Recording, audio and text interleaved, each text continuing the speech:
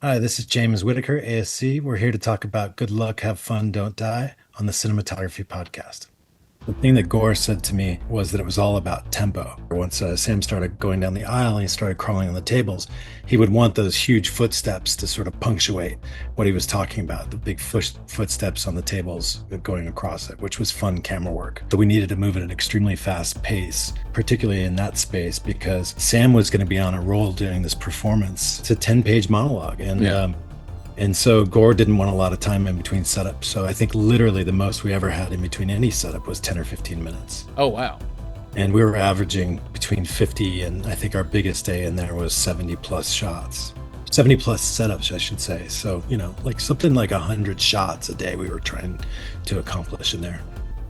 Hey, this is Cinepod, the Cinematography Podcast, a program about the art, craft, and philosophy of the moving image brought to you by Hot Rod Cameras. I'm your host, Ben Rock. Today on our show, Ilya and I speak with cinematographer James Whitaker, ASC. James is known for his work on Thank You for Smoking and the Amazon series Patriot. His most recent film is Good Luck, Have Fun, Don't Die. In this episode, we'll be diving into shooting the opening sequence of the film in a set replica of Norm's Diner on La Cienega here in Hollywood. How director Gore Verbinski's complex hand-drawn, he draws them himself, storyboards allowed the crew to maintain a ballet-like precision during Rockwell's complex physical performances, utilizing LED walls and pointing video projectors directly at the cast to create interactive light for the characters in the film's climax, swapping to a totally different camera system when the cell phones weren't bright enough and they wanted to use actual cell phones in the scene. After the interview, stick around for our short ends, our pet obsessions of the week. But first, let's find out what's going on in the world of entertainment. What could it be? With a little segment we like to call Close Focus. Hey there, Ben Rock. It is time for our Close Focus. It's the time we talk about what's going on in the world of entertainment. What is going on this week? Oh, nothing. Pretty slow week. Nothing at all. Okay, yeah. All right, well, we'll just skip it then. Yeah, We'll just move on. yeah. We don't have to talk about anything. I mean, I think, the biggest news was Bruce Campbell announced that he has a cancer diagnosis. That's sad. Oh, geez. Yeah, that's a bummer.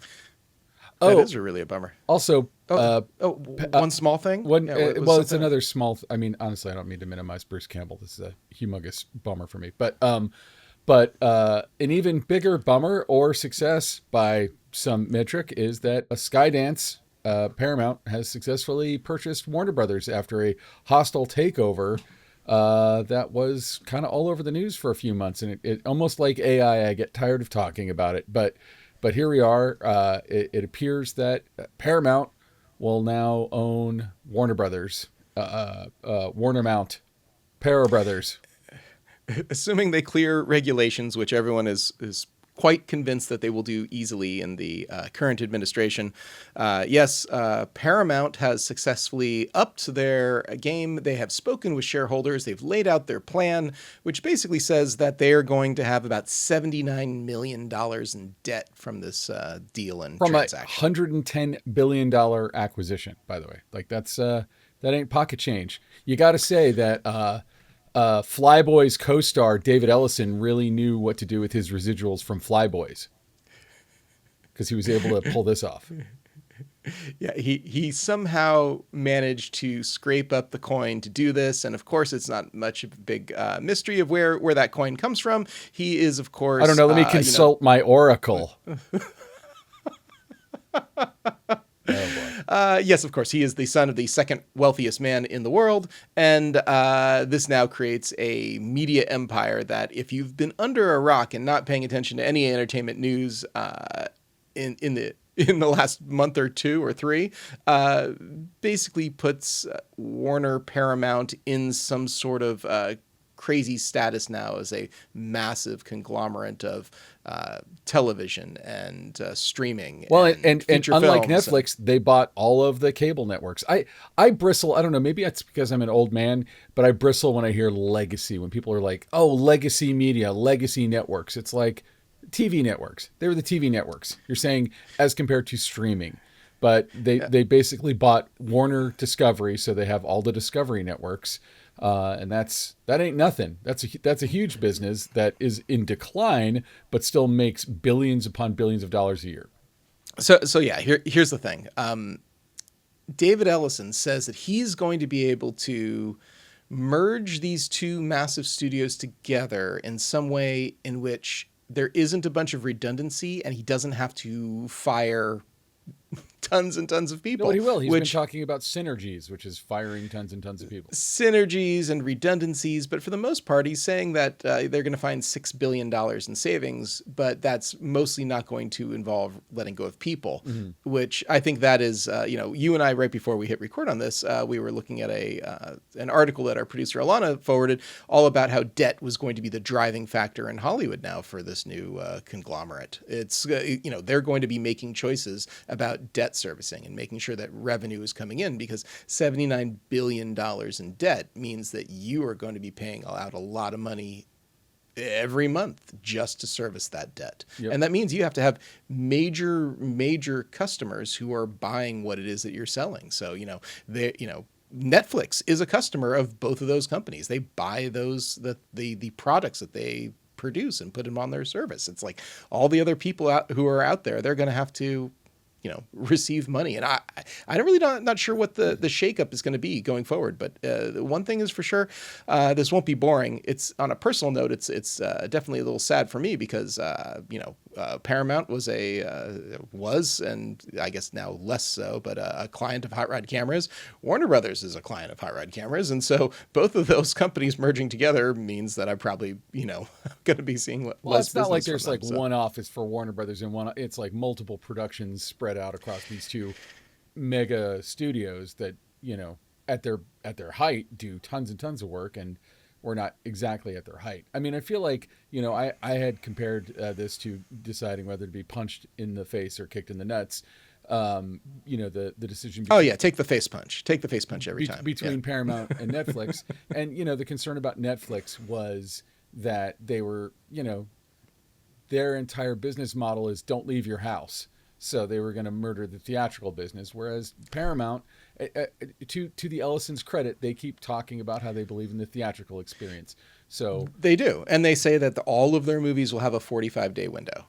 I think a 45-day window is a little bit short, but it's long compared to what the streaming services, particularly Netflix, seems to want. Well, it's a 45-day window before it goes to VOD. And, it's not a 45-day window. Like for Netflix, the fear is like, we're going to put the movies in theaters for 15 days and then it's on Netflix for free. So basically exactly the theatrical run is a publicity stunt to make you more aware of the film so that you'll stream it at home, which again is a business model above my pay grade. I don't understand how Netflix makes more money by leaving money on the table and not getting more of a theatrical window for their theatrical worthy material like Frankenstein or whatever.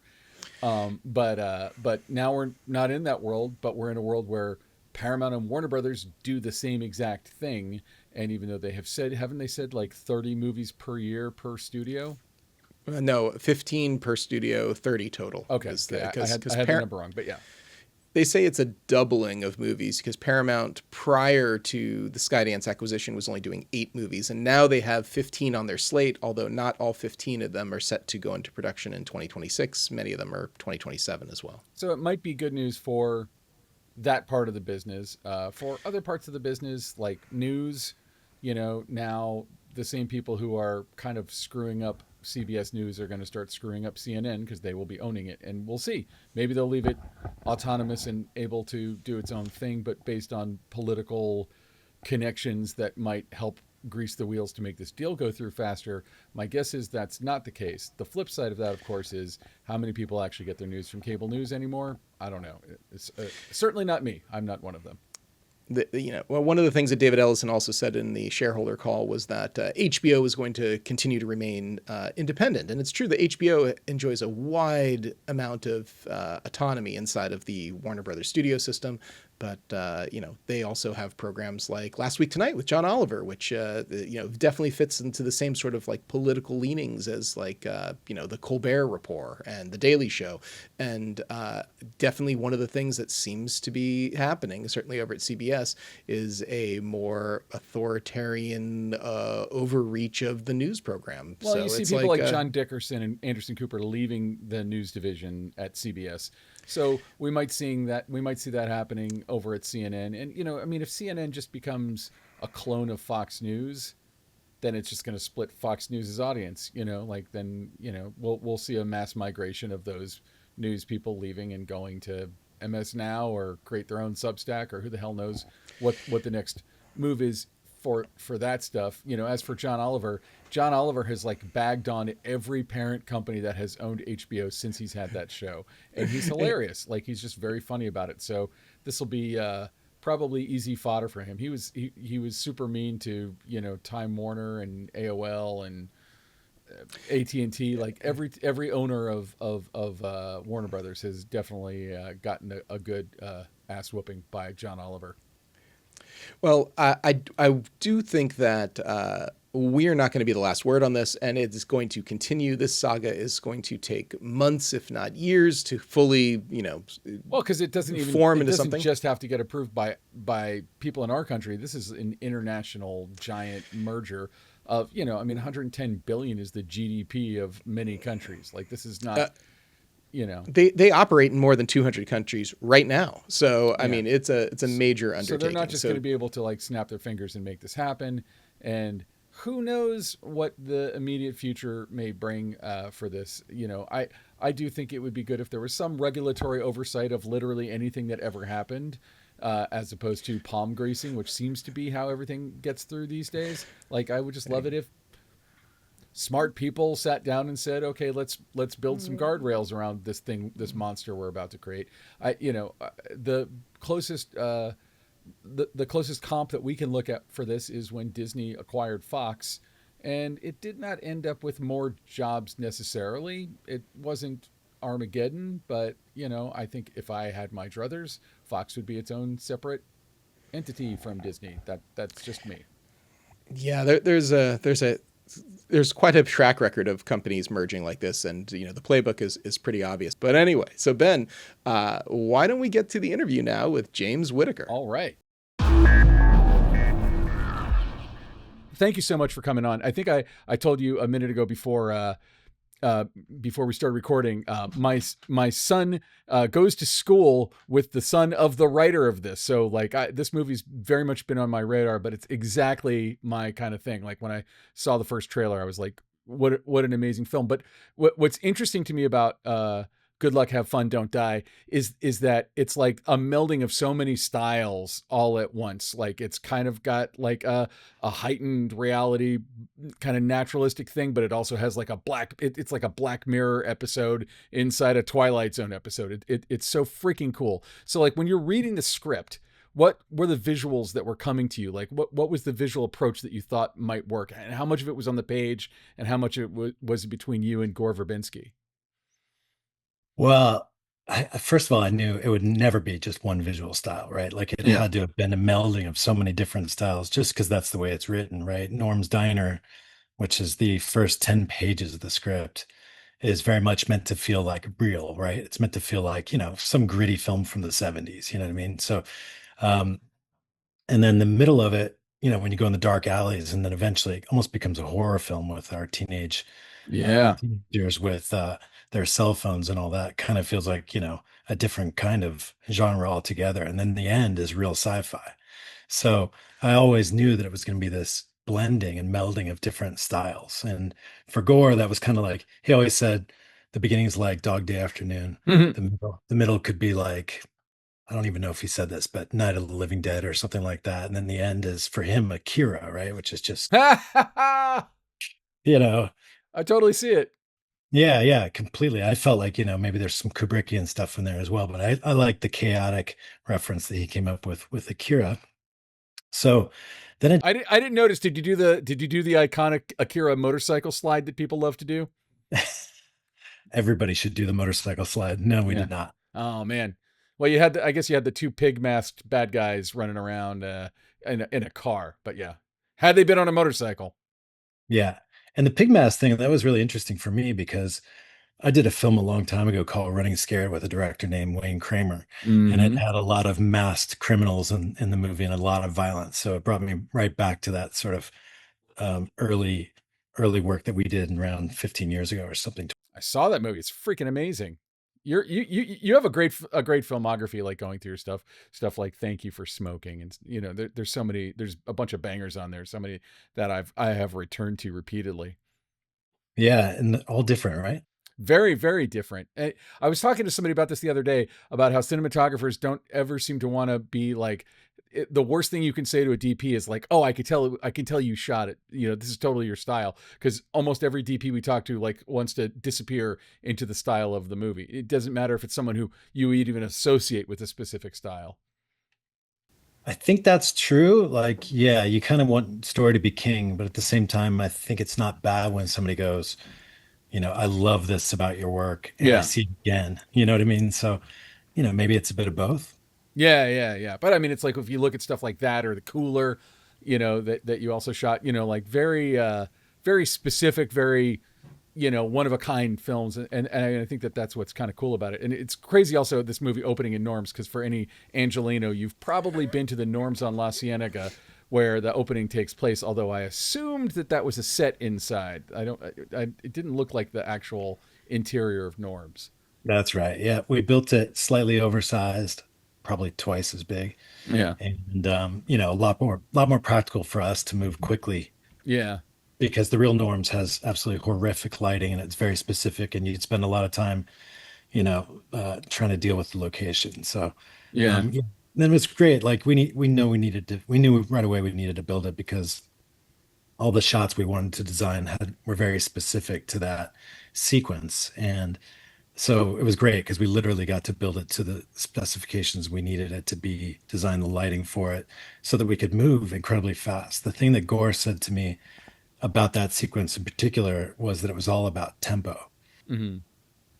And that means a few things, I think, to him, both musical tempo. Music is huge in the film, but also we needed to move at an extremely fast pace, particularly through the whole film, but particularly in that space because Sam was going to be on a roll doing this performance. And It's like a one act play, basically. It's like La Bête, the play that's like all a monologue from one character. yeah, it's a 10-page monologue. Yeah. And so Gore didn't want a lot of time in between setups. So I think literally the most we ever had in between any setup was 10 or 15 minutes. Oh, wow. And we were averaging between 50, and I think our biggest day in there was 70 plus shots, Wow. or 70 plus setups, I should say. So, like something like 100 shots a day we were trying to accomplish in there. I was wondering while watching that, like, how do you create a sequence like that? Do you have Sam Rockwell? Do you like basically stage it like a play? Have Sam Rockwell go through the whole thing, know all of his moves, and then basically just break up the coverage and figure out where you're gonna set mini masters and little pieces? Or was it all done as the individual pieces of business that he does? Because it's also like it's a very full body performance, as it always is from Sam Rockwell, but it was just like, he's fun to watch head to toe. He never boring. So how did you approach kind of breaking that up into a shootable thing? Well, first of all, about Sam, like it's really never a couple takes in a row that are the same. So you're always rolling. You know what I mean? You're shooting the rehearsals because that has magic as well. Hmm. Um, but yeah, so that said, because it was a set and it was the first thing that we wanted to shoot because it was the beginning of the film, and Sam, I think, had been rehearsing that 10-page dialogue for a year, and so we were ready, and he was ready. So, um, he and Gore had maybe 2 days in there, kind of by themselves. Oh, wow. They would spend like 4 hours together and then take a break. And then they would invite the first AD and myself in there, Pete White and I would go in there and we'd watch what they'd been sort of talking about. And Sam's walking around with this suit that was 40 pounds because I know. he wanted to get used to it. And Gore is so camera oriented that it was always about like, yeah, sure, you say those words, but let's do it while we're rehearsing. Let's also rehearse what might be a camera move. And so we were watching this ballet, this dance in between the two of them. And then after hours of it, it would, Gore would ask us for our feedback and like what part was exciting, what part needed work. And he already knew most of the answers. So, and the way Gore works is he literally storyboards every frame of the film at some point or another, except for maybe like a tiny two-hander of a couple people sitting at a table. Hmm. But in Norms, like we had a wall, like we had white cards that were 6 or 7 of them deep, that had his drawings on them. He does the drawings. He's doing this. Like when I hear storyboards, it's like I think works with a storyboard artist, but he's actually doing the drawings. Yeah, he's doing the drawings himself. And sometimes that's coming up on the day. Like it's, ideally a week ahead of time or at least a couple days ahead of time. So we always have a plan, but sometimes it's the day of. And it's kind of magical to watch his brain work. It's Mm-hmm. just and he's the coolest part about Gore is, like the amount, even though like truly he's a master and he probably knows all of our jobs better than we do. Like he truly like trusts the people he brings on, and he'll question your ideas if he doesn't believe in them, but it's often that he's open to whatever you're bringing to the table, which is great. It's so much fun. So did he board that out before he rehearsed it with Sam Rockwell, or did he do the rehearsal and then find the frames, find the like are they finding the scene together, or is he trying to get Sam Rockwell into his version of it, or is it some meld of the two? I believe that it was boarded after the rehearsal. Mm-hmm. I might be wrong about that, but I have videos that I found a couple days ago, literally of me filming Gore, filming Sam as they're going through the space. Oh And at wow. some point, I'll sell that for a lot of money. But Well, yeah, I mean, it seems like it's such a character-driven sequence, and it opens up the whole film. And I feel like I don't know Sam Rockwell at all, but he just seems like such a font of creativity as a human being that you wouldn't want to be like, okay, so now you're going to walk over here. You kind of want him to go wherever, you know.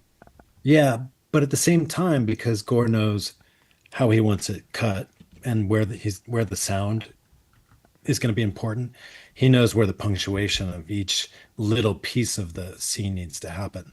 Yeah. So in the scene, even though it's 10 pages, it's actually broken into many different pieces. There's, the intro where he says, this is, I'm from the future and this all goes horribly wrong. And he sort of lays out the fact that he needs to get six people on his journey with him. But then there's a little bit where he tells a story about like how everything fell apart and technology and how it's hurting you. First it started with cell phones in the morning, and then Yeah. that ruined the day. And which one do any of you know phone numbers? So he would look at each one as like a little tiny scene and then break that apart. Once Sam started going down the aisle and he started crawling on the tables, he would want those huge footsteps to sort of punctuate what he was talking about, the big footsteps on the tables going across it, which was fun camera work. And that's probably the most choreographed part of the film as far as the camera work goes. And, at the beginning, I was a little concerned that maybe that was going to get too much attention, the camera work there, and not enough for the rest of the film because we hadn't had time to prep the rest of the film that we had prepped Norm's Diner at that point. But then I sort of justified it in that this is Sam Rockwell's 117th time on this mission. Yeah. So in a way, every single person, maybe the camera crew also knows exactly where he's going to go next. So it's perfectly choreographed.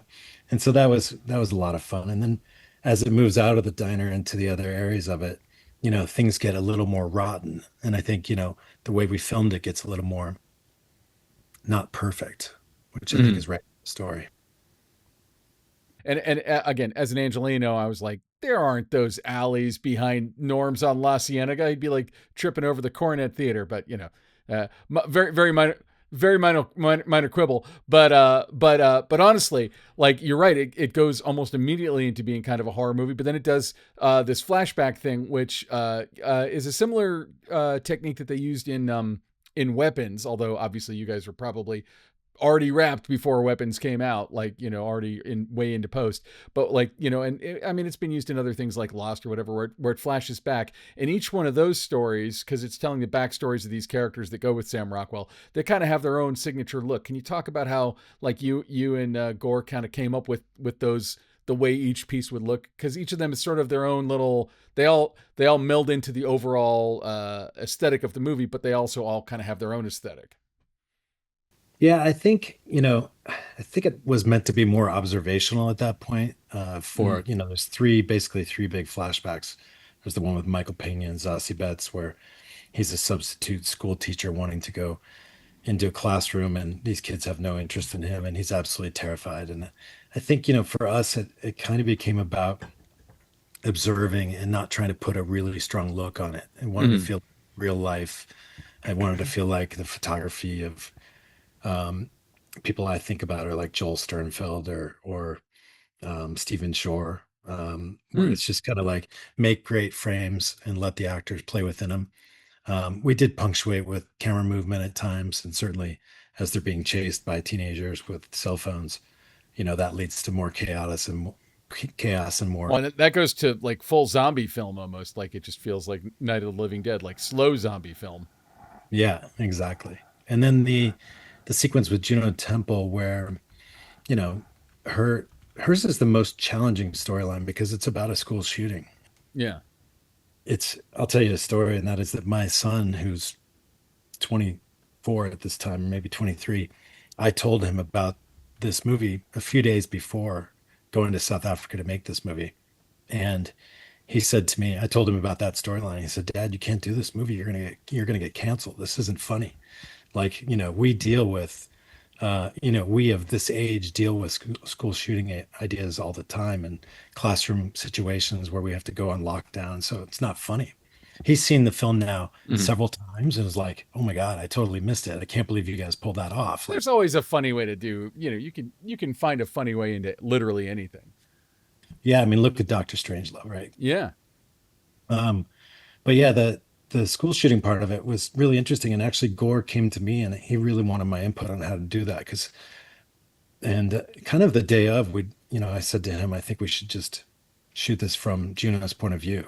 Like, as she's approaching the school and all the chaos of a school shooting going on, the ambulance is there, people are being whisked away on stretchers, and parents are running around like mad. We really wanted to shoot it from her point of view, which just means, we shot her close ups with diopters in front of the lens. So the world fell out of focus really quickly behind her. Hmm. And same on the reverse. We kept diopters looking toward people. So it would be like out of focus bodies coming toward her. And they would come into focus just for a mere second or two and then go out of focus again. And I think it was pretty different and unique for that. Haley Lou Richardson's storyline was much more about the birthday parties, and she wanted to be a princess. She was a princess. Yeah. And so for us, that was a much more saturated. We played with a lot more pastel colors in that color palette. And that's how we separated these things pretty subtly, but maybe enough that you notice the difference.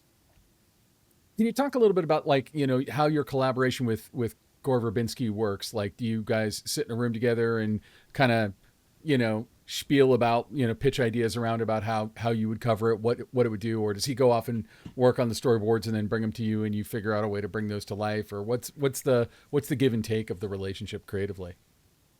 I think it's a bit of both of those things. And first of all, we worked 7 days a week on this show. So, of the 100 days of the shoot period, we had 60 shoot days and weekends and all that. I think I had 4 days off. Oh wow. Yeah. So the first AD and myself and Gore would get together on the weekends and he would storyboard a lot by himself. And then he would teach us about it and we would talk about, like what is the plan for shooting his action? And really most of it is choreographed and designed by him. Except when you're in large spaces like the AI room, right? Because Mm, that's that room a lot of discovery for all of us as far as like how are we going to compose a frame with a kid on top of a 16-foot pile of cables, I know. gigantic LED wall, and the amount of action we had to do, the amount of interactive lighting we had to do in that space became its own monster, and that's why we put that sequence right at the end of the schedule because we knew that for many, many reasons, it was going to take the entire production for us to figure out how to get there to shoot it. Most of it had to do with VFX and making sure we had good VFX elements for that LED screen before we got to that room. Well, let's get into that because there's that big climactic scene like you were just describing with the kid who is basically the kid we're on the quest to stop from creating the AI that destroys the world. So that is a very like even in this world that we keep getting new stuff thrown at us and things we're not expecting, that was the least expected thing in the whole movie to me is we go into a regular suburban house and then there's like a basement that's this cavernous situation where this kid's like in front of that. So I mean, I'm sure that there's a lot of production design that went into that, but like how there's so much going on in that sequence. It is a complicated sequence. Like how do we even begin to tackle that? I mean, I guess the answer is one shot at a time, but still, like, how did you look at that? How'd you get on top of that? How into the weeds do you want to go? As deep as you'll go, man. Oh man. Yeah, well, first of all, on the page when I first read the script, which was maybe a year and a half, 2 years before we left for Cape Town, it was just a boy's room. It was not this gigantic set piece. That was one of the things that Gore brought to the film right away, which is, like how do we blow up the film, Mm-hmm. And that was part of the genius, I think, of the film too. So it really was written as just a boy's room. Maybe it was slightly oversized, but it had like, sure, it had a lot of towers and computers in there, and it had a bunch of cables, and sure, Mm. there were some robots in there that maybe came to life or not. I think they did. But yeah, he wanted to blow that up right from the beginning. So we ended up building the Norm's Diner set and the AI room set in kind of the same space. First Norm's Diner, but the AI room needed to be this massive stage because Gore knew that it needed to be just an unbelievably large set. So we found this, there were no stages available that were 50 feet tall or 60 feet tall. So we found this like basically convention center space is what it is in Cape Town in South Africa. And it's this beautiful architectural space. So in the beginning of it, Gore was looking at the ceiling of this architectural thing, which is like this ribbed, cavernous, ceiling. And he was like, that should be the ceiling of the AI space. And then just because it had this architectural, and then we started designing the set, laying it out, and picked a size which is like 154 feet long by 50 feet wide by 40 feet wide on the ends. So it's kind of shaped like a ship with a little bit of a bow. And initially, we were going to use the ceiling that was actually in that space, but we dropped that idea and actually put on a partial ceiling in it. Um, so yeah, it's this massive set, and one end of it wanted to be an LED wall, and we found a company that built us an LED wall, which was 40 feet wide by 50 feet tall. But the set's practical; it's completely real. Yeah, that was the craziest. I mean, I saw that online and I was like, because I assumed that was a visual effect because it kind of has a vibe of a visual effect. But like when I heard that it was an LED wall, I'm like, yeah, you totally do that. Like that makes sense. But then that also kind of does that not kind of anchor your exposure to whatever that LED wall is giving you? Exactly. So yeah, that's exactly what it was, and we didn't know exactly what that exposure would be, not for months. We tested on a 12-foot by 20-foot wall first off to see like what kind of exposure might it be, and we figured it might be around a 5 6 or something like that. But once the wall was of a certain size and there's that much more ambience in the room bouncing off all those blue walls, it was probably going to be a lot brighter. So it took a lot of convincing, but I convinced Gore to let me have a massive hole in the ceiling, Mm-hmm. build massive light boxes in the middle of it so I could contend with the exposure that's on the screen. That makes sense. Because as you're looking at the wall, even though you want to be silhouetted against the wall, and that's where you get most of the drama, you didn't want to be totally black all the time. And you certainly wanted to make out all this beautiful detail that was on Yeah. the cone of cables, which, so the exposure ended up being like around an 8.5 or 11 in that room.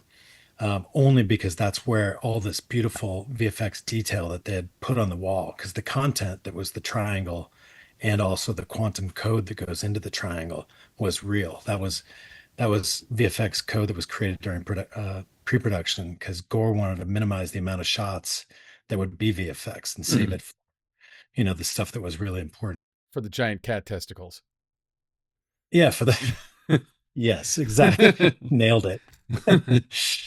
So worth it, man. That shot was just like the perfect. Like got such a great response both times I saw it too. You heard it here first, guys. There might be cat testicles in there. Yeah, so we had this giant hole in the ceiling with a bunch of moon boxes, large boxes, so that we could contend with the ambience. But we also surrounded those boxes with a lot of rock and roll movers that could be programmed and tied to whatever content was in the wall. So, Mhm. stuff that, for example, that triangle turns red at one point, like he hits a button, all of a sudden it turns red and it starts flashing. So then those boxes would start flashing red light. Our movers would start flashing red light, and those were actually controlled and tied to the content in the wall. So if the content's, pulsing red, the lights were actually doing that in sync with the wall, which became incredibly important when we got to the tornado, which is like this massive CG tornado starts taking place in the room. Yeah. And even though that wasn't the VFX content on the wall during the movie, we actually had an element that was on the wall that was a tornado. That was like a, work in progress tornado that included flashing light, Oh, and that gave you some real interaction there. That's gave cool. us some real interaction in the room that also tied to our lights in the ceiling that was flashing like crazy. That we also, we had a bunch of strobes up there as well that was creating that. And then when we turned away from the tornado and we were looking at the faces of like Haley and Sam and Juno against the wall, that was never going to create the sharp shadows of a tornado with cables flying. So even though we had the content as one of the elements behind camera flashing in their faces, and we have all of our interactive lighting happening both from above, or we would turn that off and bring it lower so that we're closer to the actors. But we also used projectors, a couple of projectors tied together with that same tornado content that could be projecting straight onto their faces. Oh, wow.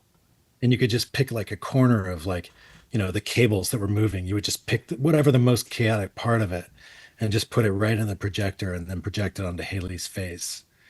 And then to make it even more chaotic, we had art department and grips like, waving around fake cables and foam and anything that looked like a cable in front of the projectors and in front of lights so that it was creating all this real interaction on her face. And most of that is real. I mean, I would say 90, maybe all of it's real. I don't know. But yeah, so that became a giant challenge and a really fun one. That's freaking cool. Yeah, I love hearing the movie magic stuff, because again, we all get lost in like the high techness of it, but it's like, getting some projectors and throwing some elements at people. Like that's so cool. Like, I mean, I want to go see it again now so I can check that sequence out. Like when you're describing this though, what is the like it sounds like just that set, which is, I don't know. I mean, it's a chunk of the movie. It's probably 10 minutes at least or more of the movie. But it sounds like so much work goes into just prepping that set to shoot all that stuff, with the interactive mover lights and the video wall and all that stuff. Like, how much time does it really take for you as a cinematographer to kind of go into that space and figure out how you're going to do all that stuff and set it all up? Loads. I mean, tons. And, leading up to the actual shoot, we're all exhausted. Now we're on day, whatever, 50, probably 45 of a lot of night shoots, kitty cat centaur world, cell phones, light, and we're all excited, a lot of night shoots in that shopping mall, the abandoned shopping mall. And so then we started working weekends to just get that set together. So, it became, 20, not 24 hours a day, but 7 days a week for us for 3 solid weeks before we got there. But for months and months and months, we were talking about it and testing, like chipping away at it. Okay, we're now 6 weeks away from shooting this. Can you please bring us some projectors and let's whatever. Like we're in a classroom shooting, the Michael Pena story, and Yeah. put up some blacks over there and turn on the projectors and let's figure out like, does this give us an effect that actually becomes believable at all?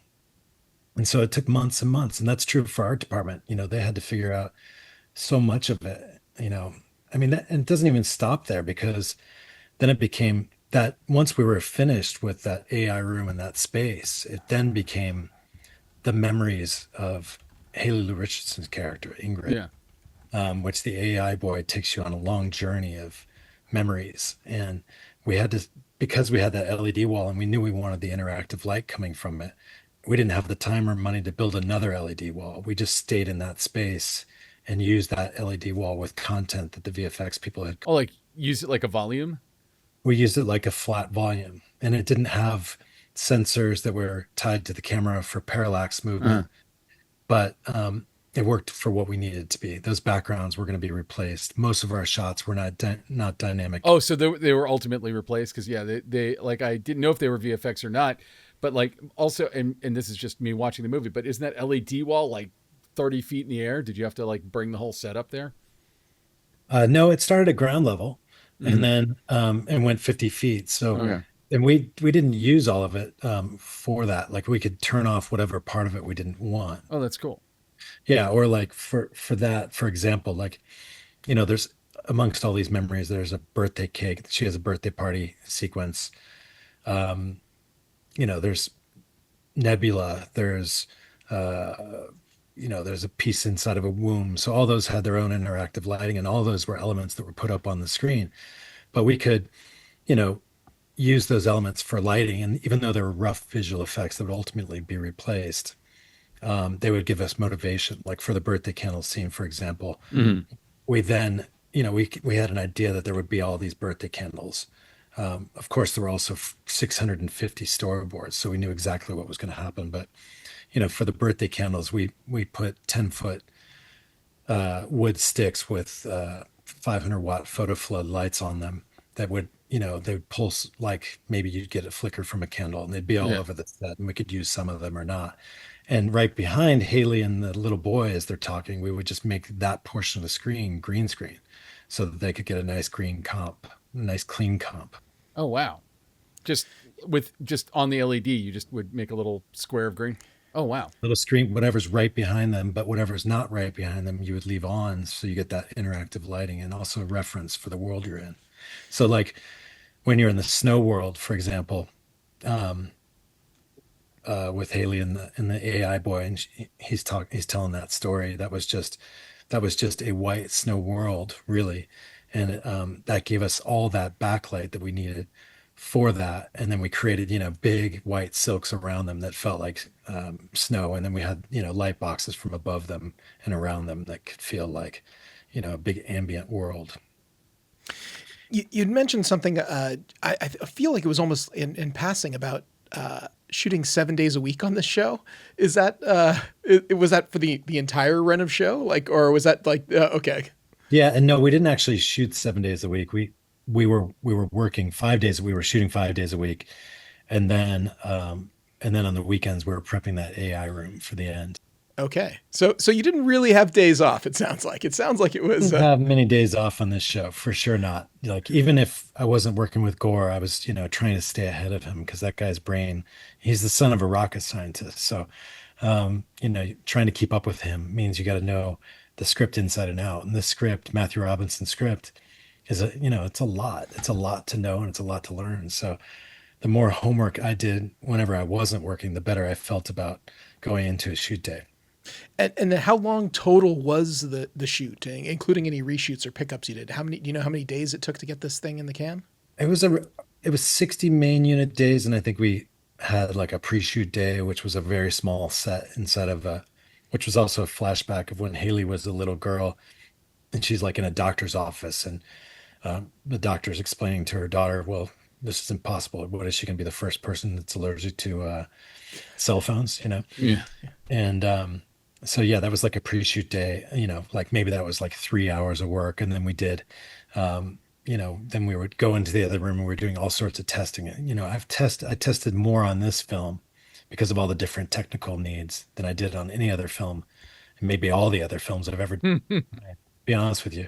I mean, the cell phones alone for the teenager characters took a lot of testing, and that was an interesting process because um, through a tiny little bit of miscommunication, the 250 cell phones were purchased by the prop department, who were fantastic, by the way. I don't want to sell them down the river at all. Before we were able to shoot any testing or shoot any tests of like, are they bright enough? Because we knew that the cell phones wanted to be the lead source in that entire sequence at night. They Yeah. wanted the brightest thing in the frame, except for maybe a street light halfway down the block or whatever.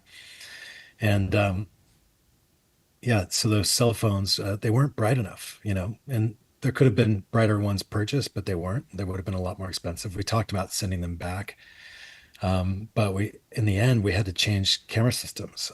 We were shooting on Alexa, which is my favorite go-to camera generally, and but the low light of that need of the cell phones made us switch to the Sony Venice, Oh, wow. the night work, yeah, so that I could be at 4,000 ISO and not have to worry about losing any detail or getting any extra noise.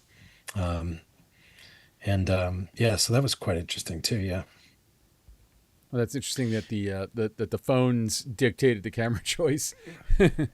yeah, it was by necessity. And you know what? I have to say, that's one of my favorite parts of the film. And now I'm actually on a show here in Atlanta, and we're shooting Venice too. And I think it's a quite an amazing camera system. Oh, So it's a great camera.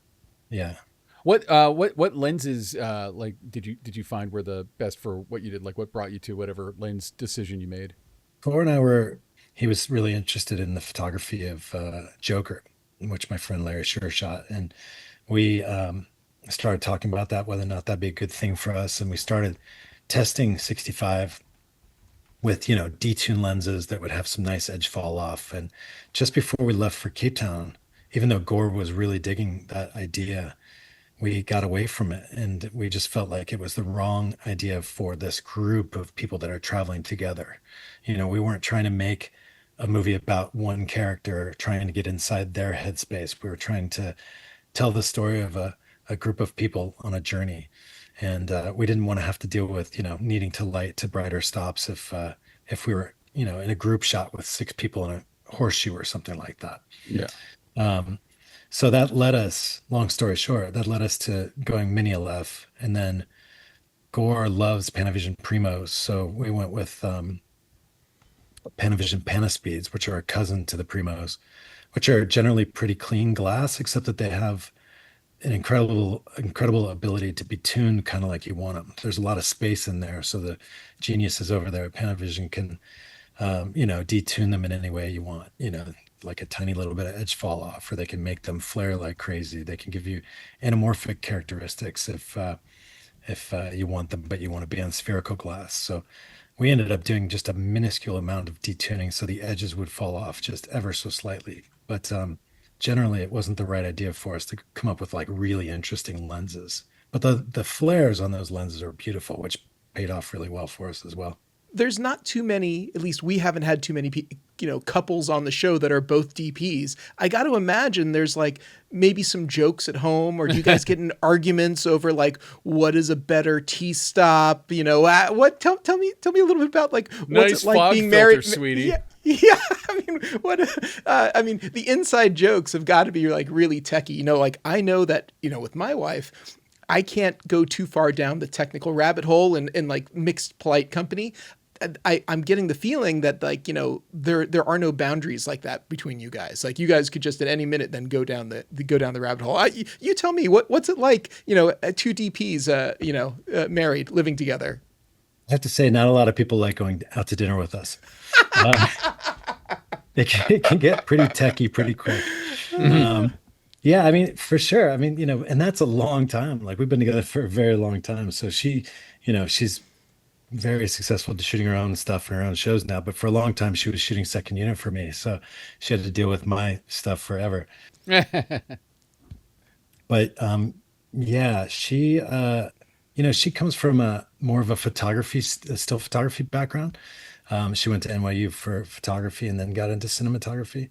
I sort of started in the film business without a lot of photography background. I certainly had plenty of it, just tinkering, but not like a formal training of any kind. And so I think she's always kind of approached it more from a photography camera background. And not to say she's not huge into lighting either, but like I feel like I'm a little bit more of a lighting first cinematographer and then maybe camera second. I don't even know if that's actually true. I just said it out loud. That used to be our starting question. We used to ask people, when you read a script, do you see it in lighting or do you see it in composition? And eventually I bagged asking that question because you retired it. Yeah. Yeah, we didn't need to ask it, but I do feel like sometimes it still comes up that some people, my pet theory is that people who came up through the camera department get really excited about lighting, and people who came up through the lighting department get really excited about lenses. I think that's probably true. And I came up through camera. So I started super engaged when I was trying to shoot spec spots and short films when I was in my mid 20s or whatever. It became like, I know how to do this via camera, but I have no idea what I'm doing via lighting. So, it became like I really needed to learn a lot about lighting from those that I was bringing on, the gaffers and key grips that I was bringing on with me to sort of teach me about it. So maybe that's why I became more obsessed with lighting, is because, it was the thing I really was less comfortable with, Yeah. how does that look like that? How do you get that exact, like, so, you become a student of all these things, right? But you're right. Yeah, it gets a little techy at our house. Right now, Nicole loves super wide lenses, and like she did One Piece and Dust Bunny, and both of those are wide lens, close to actors' faces, and it creates such an incredible world. Um, and so that's been really interesting to watch, like, her enjoy. And And do you have someone who can like fill in for you if you're out sick one day, or do you have like you guys have like a backup, a hot spare, so to speak? You get the other Whitaker today, so that has happened. That has definitely happened. Yeah, and we have a lot of friends that are directors that call one of us and not available. So like, Yeah. or vice versa, and that's pretty cool. Um, Well, I would be remiss if I didn't, look, I'm really excited that we're getting to chat. And I really want to ask you about something. It's going to be going back probably almost 10 years in your brain right now. So it might take a moment. But, as soon as I mention what it is, I think it'll come to you. James, I want to ask you about Patriot, because Patriot was like, I mean, it was such a breath of fresh air. It was such an incredible show. And it's so well shot. Like, God, it is a beautiful, beautiful series. Like, I mean, I so enjoyed it. And, it is like, for me, it was series making at the highest level. The story was intertwined so incredibly with the visuals, and there was so much good stuff in it. I'm not going to ask you to go rehash all of that right now here at the end of this interview, but like, can you just give me a little flavor, a little taste of like how that came together, how you got onto that, and how that show ended up the way it did? yeah, absolutely. Well, first of all, thank you. Like, I'm so excited you brought this up. Patriot's also one of my favorite projects I've ever worked on, for sure. Oh, Not cool. just because of the show itself, but because of the people we work with. Steve Conrad's a genius, and the family that we've been able to put together has just become, like another family. It's amazing. We have another show that aired last night on HBO. DTF St. Louis came out. That's also Steve Conrad. And so check it out. Yeah, it's on my list. I just didn't get a chance to Yeah, watch it I before haven't seen it yet we because sat down. it literally dropped yesterday. Because I definitely was planning on seeing it. Yeah. But Steve Conrad's got such a great sense of humor. It's like, God, it's really He's the good. best. He really is. His writing is, and that's where it starts, right? It's with the writer's writing. And the coolest thing for me is Steve, he asked to meet me because he had seen Thank You for Smoking. Jason Reitman had given me it. Freaking amazing film. Oh, thank you. Yeah. Yeah, it was cool. I love that film. And Steve and I met. And at that time, this is 2015 or something like that. There was a lot of bad TV still being made. Like, streaming was just starting, and high quality streaming was just starting. And now there's tons of it. But at that time, I was very gun shy about doing any sort of television. I'd done a few TV pilots, but that was it. I'd never ever done series. It was just not something I was willing to go down the road of, because it was something I was observing and I was hearing about from other people. And that is, it felt like the first thing to go out the window on TV is cinematography, because Mhm. you're really just shooting a schedule. And, the things that get sacrificed there, regarding lighting, composition, three cameras for no reason, um, it was not something I was willing to go down the road on. But Steve's script was so great that I had to at least meet with him. And at that time, it was only a pilot. We were still in the pilot world. We had no idea if it was going to go to series yet. Amazon was just getting into the foray of making television. So he and I sat down and I told him about my concerns about this. And he said, "Well, what can we do? Like, what can we do?" And I said, "Well, why does it have to be that way? Like, why do we need so much coverage to tell a story? Like, does every scene need to have 15 angles in it? Or, honestly, can one of your beautifully well written scenes that's 4 minutes long, can it play in a oneer? Like, how confident are we in your writing, that we could just play an entire scene in a oneer?" And he's like, "Well, this is interesting." So, it became like, can we shoot this with one camera? That way we can make the light perfect. We can make the composition perfect. And I promise you, I'll get a second camera in there if it's possible. But like, let's not even use the second camera if it's not going to be 95% of perfect, in our personal humble opinions. And certainly no third camera. Like, that doesn't even exist. So it became a really fun back and forth about like, how can we break rules? And then he came up with some great ones. Like, he was really anxious about the stunt work that needed to happen in Patriot, starting to feel like a Marvel show. Hmm. And it felt very wrong to him. So, he came up with this idea that we would, play our violence, our action sequences in wide shots, like just wide and tight. That's all that matters is like, let's see the stunt in wide and let's see the emotion of what's happening in the close up. So that became like a very big thing for us where we would often like shot list. First of all, on Patriot, we shot listed everything. I believe all like both seasons of it, I think we shot listed everything. But it often would be like, what's this scene? Okay, it's 2 pages, whatever it is. And, we don't really care about one of the characters as much as we care about the other. So let's just do a wide shot and a close up of the one we care about. Don't even shoot the reverse. Even in the first season of Patriot, it was an idea at first, and, we literally would not, because if it wasn't critical to the story, why would we cut to that? Like he wanted to stay with, John's perspective, John Tavner's perspective of the story. I appreciate you talking Yeah, about well, Patriot. yeah, I really wanted to bring it up. It's everyone like there's not too many shows like I've referred Severance to a lot of people, and it's polarizing. There's some people who for whatever reason didn't see the wonder that I saw in Severance. Everyone I've referred to Patriot who has actually watched it has loved it, every single one. So it's like there's not too many shows that I've referred to people that like I feel like I'm batting 1,000. It's like it's perfect every time, and every once in a while, like I referred it to my father-in-law recently, and he was visiting and he was watching it, and I found myself getting sucked in immediately again too. It's like it's a really well crafted story, and the visuals the visual support what's happening in such a real way. It's like it feels like you're watching a very thoughtful feature film where it wasn't like coverage. It is like, so much intention and just like visceral moments too. You guys shot in a 2-to-1 aspect ratio, if I recall. And I also heard that you guys used anamorphic lenses inside of a 2-to-1.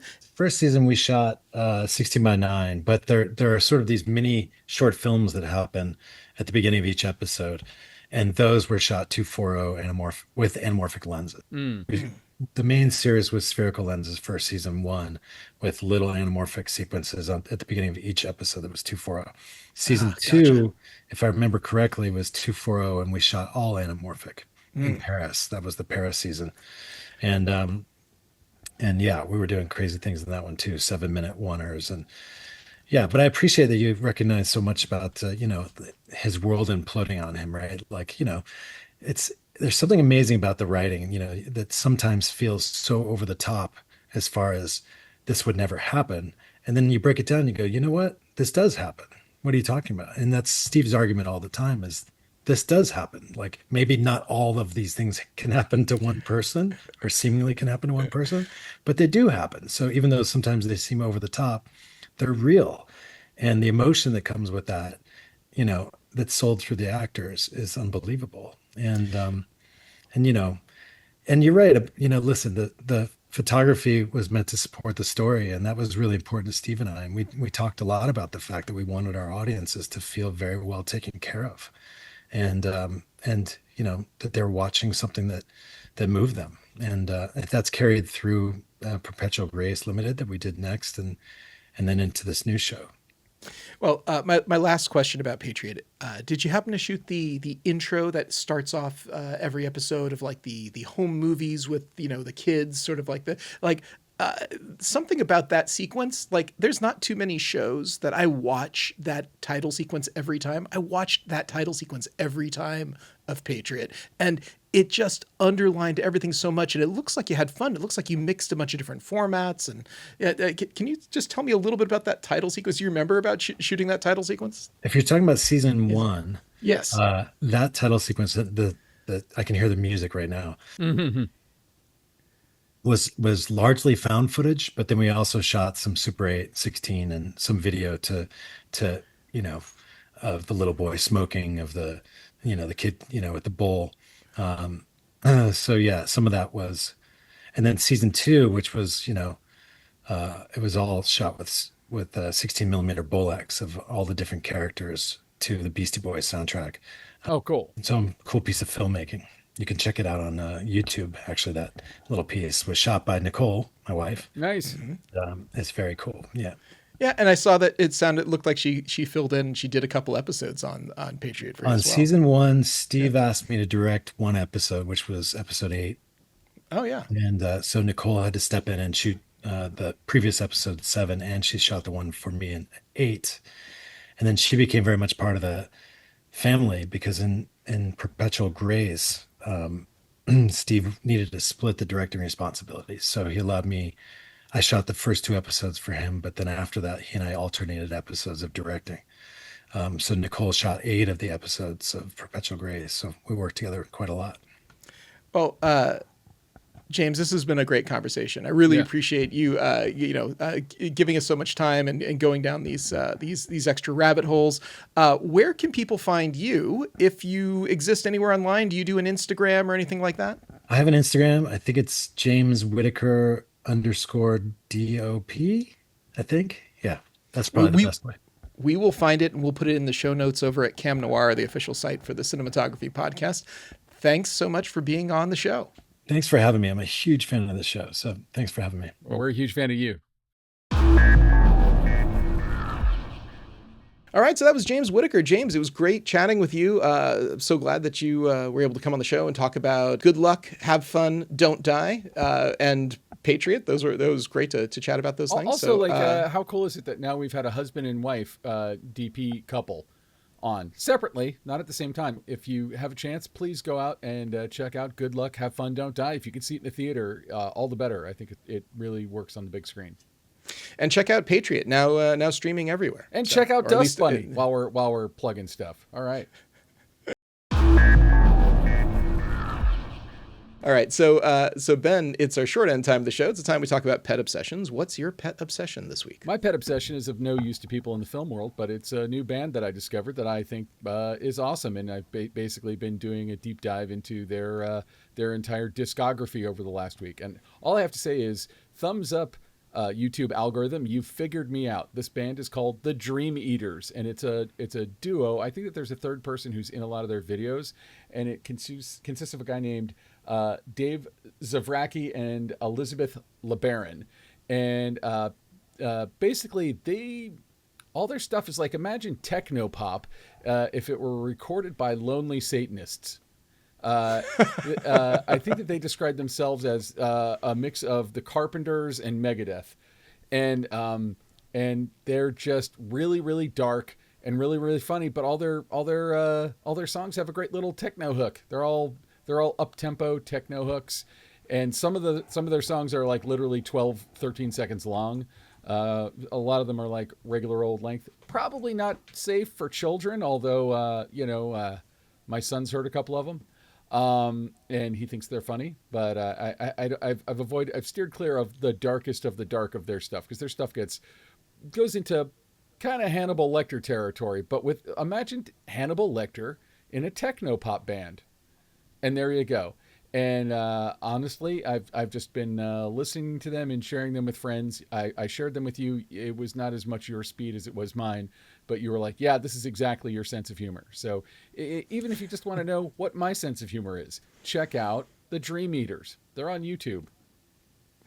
That sounds awesome. I will totally check them out. And I did watch the little bits that you shared with me, and it is a particular flavor of humor, which I appreciate, and I know that you appreciate. All of their videos look like they're at karaoke night, and they don't know the song they're about to sing, so they're like watching the thing. And I know it's a bit that they're doing, but it's very subtle and funny. It's effective, and for sure. And even like the way they dress themselves and stuff like that, very colorful and peppy. And check out the Dream Eaters. Anyway, that's my thing.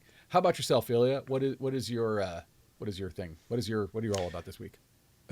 It's something called CP Plus, and CP Plus is frankly the largest trade event for photography now in the world. It takes place in Yokohama, Japan. It's basically just about over, but what's good for me, because I did not attend, was that all of the sort of information is now starting to filter out. And like, why would a photography exhibition be like a particularly big deal? Well, it's becoming a bigger and bigger deal as not only has the entertainment and motion picture production space shifted with technology, the photography space has shifted a ton with photography. And we're seeing all kinds of different ways in which the gear that is used for photography has shifted and morphed and changed over the last decade or so, but also even just sort of like the event and promotional circuit for those things has shifted. CP Plus seems to still be going pretty strong. They get about, if I'm not mistaken, about 60, 70,000 attendees, which from all over the world puts it close to like the same sort of range as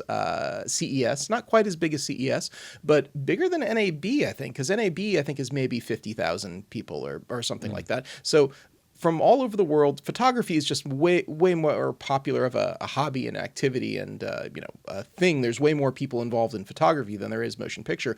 But many of the companies that build the tools that are used by motion picture are also these still photography companies. And frankly, the hybridization and the merging, there's so many people now who are using cameras that are totally competent for motion picture, television, creator, video production that also take really good still photos. So the companies that are building these tools are sort of leaning into that and realizing that a certain segment of their offerings need to appeal to hybridization, people who are doing work sometimes at a very high level and also sometimes work at much more of a consumer level. And of course, Japan is just a hotbed of photography. So there's a lot of both new and used photographic equipment there. It's much more a part of, I would say, an average person's life there than I'd say almost anywhere else on Earth, just by the sheer volume of equipment. So CP Plus is going on. There's always CEOs from big companies talking about what their roadmaps are and their things.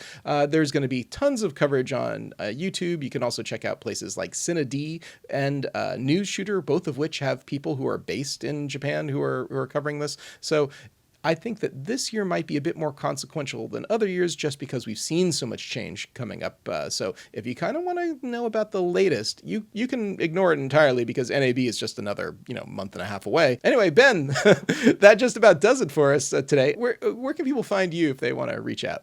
You can find me on most of the social media sites. Not really active on TikTok, but go to benrock.com and you can read all about me and watch my reel. Hey, and we're about to shoot that short film, so I'm going to have a new thing for my reel in the next few months. Nice. Will it also be posted on benrock.com? Whatever I can post of it, we'll probably have a trailer, sizzle, something like that. I don't know about the actual film because we're going to do a festival run, at the Legacy festivals. Sorry, I get mad at the use of Legacy. I'm just shaking my fist at a cloud. Anyway, you can find me there. How about yourself, Ilya? Where can people find you? You can find me at the sponsor of this program, Hot Rod Cameras, hotrodcameras.com. Get your next camera, lens, light, or any other thing you might need. Hard drives. We've been selling hard drives lately. So, or a Betty Light reflector. Betty Light reflector. That's absolutely. That's the other thing I do. In fact, that's actually why I'm traveling the world and everything else is Betty Lights has taken up a huge chunk of my time. So. Also, I'll be at the Lens Summit in Portland, Oregon, coming up March 20th and 21st. So if you're in Portland, Oregon, you say hello. I'll be there. Toby Wilkins going to be there? I don't know. I'll have to ask him. He's a camera-ish guy. I would assume he would. He for sure is, but get your ass over there, Toby. Indeed, yeah. Hang out. We'll have a beer. All right. So Ben, who do we have to thank? Who made the show possible? As always, Alana Cody, who is turning this one around fast. We did this interview yesterday, and it's going out this week. So usually we're like backlogged. But we got to thank her. She's lining up all the interviews and cutting them together. She is our producer, editor, predator. Yes, this is a really quick because Good Luck, Have Fun, Don't Die is in the theaters right now. And so it seemed really timely since it just is now in a wide release and people can go see it. And I love this movie. I hope more people see it. Anyway, we also should thank Kays Alatrachi, who composed all the music that you hear here. Here. There's two different heres. There's an H-E-R-E and an H-E-A-R. You did it perfectly. It works okay in a written, but Kays Alatrachi, who composed all the music that you have heard on our show. You can check out Kays' website, which just got a revamp recently at musicbykays.com, and also watch Kays fix synthesizers on YouTube at Kays Labs. Awesome. All right, Ben, that is it for this episode. Do you want to take us out? I will. I would love to. I would love nothing more than that. I've been waiting all day for this. Thanks for tuning in. This has been Cinepod, the cinematography podcast presented by Hot Rod Cameras. Find your next camera, lens, or accessory at hotrodcameras.com. Watch and subscribe to our show on YouTube or listen on Apple Podcasts, Spotify, or wherever you get your podcasts. Follow and interact with us on Instagram, Threads, Facebook, Blue Sky, and LinkedIn. But not X. Don't do that. Thanks for tuning in.